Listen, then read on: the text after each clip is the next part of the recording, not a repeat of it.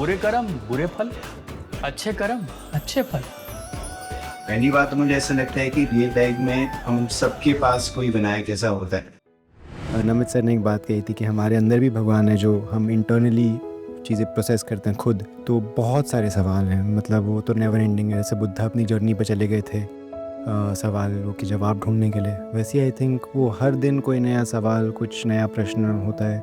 मैं ऐसे pin point करके नहीं बता पाऊँगा शायद कि ये सवाल ही है बस एक। तो मैं रुकूं या जाऊं?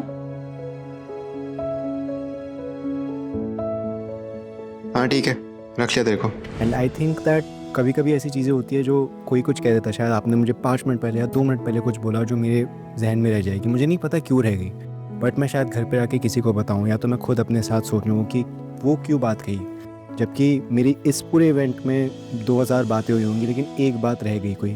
तो वो विनायक मोमेंट है, क्योंकि मैं उसके बारे में सोच रहा हूँ, मुझे नहीं पता मैं क्यों सोच रहा हूँ, मुझे नहीं पता कि वही लाइन मुझे इतनी क्यों you know why it's affected me so much, but I am thinking about it. तो विनायक मोमेंट हर दिन हर जगह हो रहा होता है आपके साथ। आपको शायद एंड ऑफ द डे पता चलता है, शायद 2 घंटे बाद पता चलता है, but it's in everyone, God is everywhere.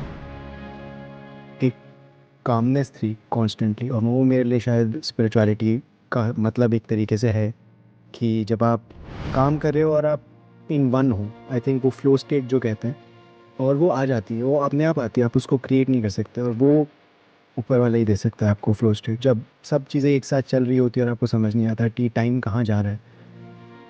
I think वो मुझे फील हुआ इस सेट पे। And huge thanks to, again I keep mentioning them, the directors Ashutosh and Pankaj, for constantly validating us as actors. I think they हर shot के बाद ऐसे आ जाता था, so you just always felt like you would keep going, and you felt comfortable in just going. So I think that momentum was divine like.